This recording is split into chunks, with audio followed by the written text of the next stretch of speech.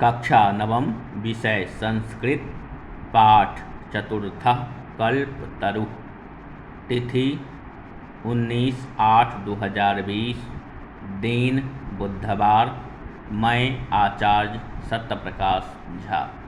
प्यारे छात्रों, आज हम आपको कल्पतरु के तृतीय भाग को पढ़ाने के लिए जा रहा हूँ। आपने प्रथम भाग एवं द्वितीय भाग को पढ़ा एवं समझा। अब तृतीय पाठ का गद्यांश इस प्रकार है। अथ पित्रा तवा इति अभ्युनुज्ञातः। अब जो है यहाँ पित्रा, पितृ शब्द से पित्रा बना है। कहता है तत्पश्चात पिता के द्वारा इति अभ्युनुज्ञातः, कहा पिता के द्वारा कहा गया ठीक है। सह जिमुतवाहनः कल्पतरुम उपगम उवाच देव।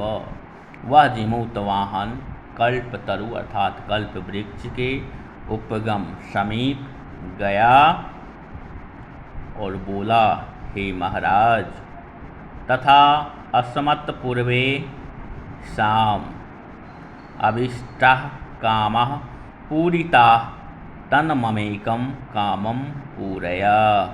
कहा, हे महाराज, आपने हमारे पूर्वजों का भी जितने मनोरथ हुए उसको आपने पूरा किए, अतः मेरा भी एक मनोरथ है, उसको आप पूरा कीजिए। यथा पृथ्वीं दरिद्रां पश्यामि। कहा, मेरा एक निवेदन है, जो पृथ्वी पर कोई भी दरिद्र नहीं बचे, सभी व्यक्ति धनवान हो जाए, अर्थात सभी व्यक्ति सुख संपत्तिशाली वाला हो जाए, पृथ्वी पर संपन्नता आ जाए। यह मेरा निवेदन है आपसे, मनोरथ है। और आपने हमारे पूर्वजों का जिस प्रकार मनोरथ को पूर्ण किए, उसी प्रकार मेरा भी मनोरथ को आप पूरा कीजिए। तथा करोतु देव, अर्थात आप मेरे वचन को पूरा कीजिए। इति एववादिनी जीमूतवाहने त्यक्तः त्वया एषु अहं यतो अस्मि इति वाक् तस्मात् तरोरूदभूत्। कहा, जो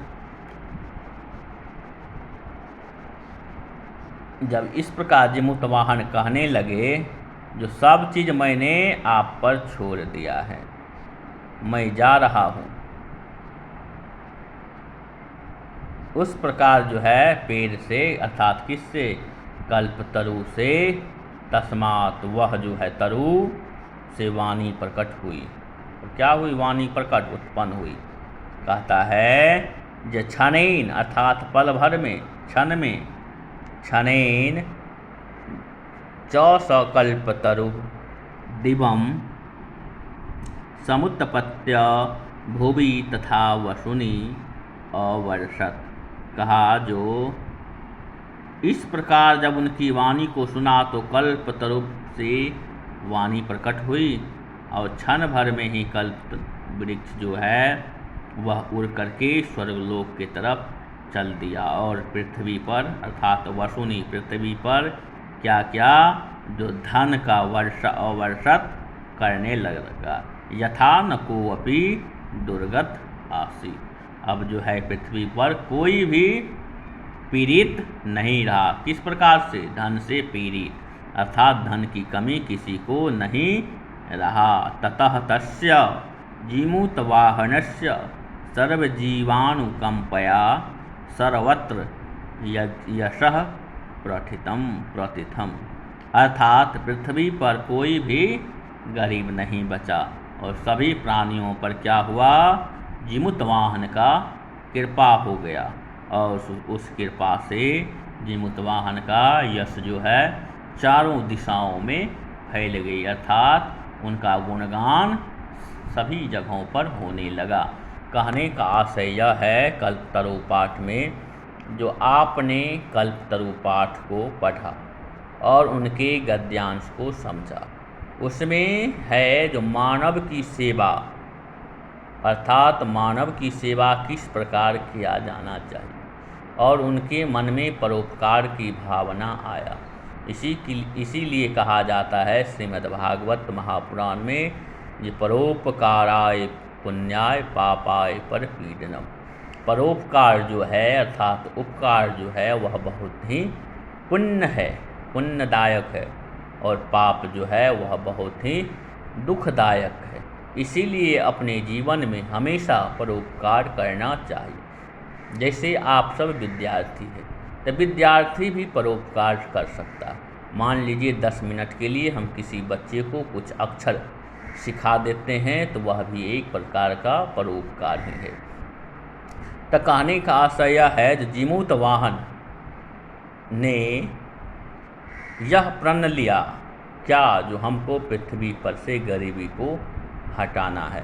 आज हम लोग कह रहे हैं जो हमारे देश में हो रहा है, जो गरीबी मिटाओ गरीबी, लेकिन उस समय जो राजा थे जीमूत वाहन, उन्होंने प्रण लिया जो पृथ्वी पर कोई भी गरीब नहीं रहे। इसके लिए उन्होंने कल्पतरु की तपस्या किया, और कल्पतरु की तपस्या करने के पश्चात कल्पतरु प्रसन्न हुए और धन की वर्षा पृथ्वी पर किया, जिससे पृथ्वी पर कोई भी गरीब नहीं बचा। और उनकी गुणगान, किनकी गुणगान, जीमूत वाहन की गुणगान चारों दिशाओं में फैल गई। इसीलिए आप लोग भी अपनी गुणगान को फैलाइए, अपनी यश को फैलाइए। इसीलिए मन में इच्छा रखिए जो हमको यह काम करना है, और जब मन में यह इच्छा हो जाएगी तो अपने आप आपका कार्य सफल हो जाएगा। इसीलिए इस पाठ को बच्चों आप सब कम से कम 10 बार पढ़ें और मनन करें। अब है यहाँ पर भावार्थ। तो या कहा ठीक है, अभ्युन्ज्ञातः अनुमति पाकर उपगम्य पास जाकर पूर्वोक्तम पूर्वजों का कामः मनोरथ पूरा करो।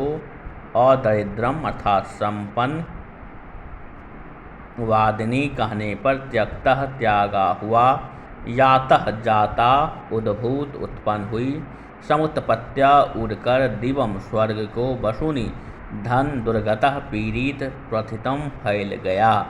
इस प्रकार इनका शब्दार्था भी इस प्रकार है। शेष आप लोग गृह कार्य के अंतर्गत इस पाठ को पढ़ेंगे और उनके प्रश्नोत्तर को बताएंगे, बना करके अपने गृह कार्य की कॉपी में लिखेंगे।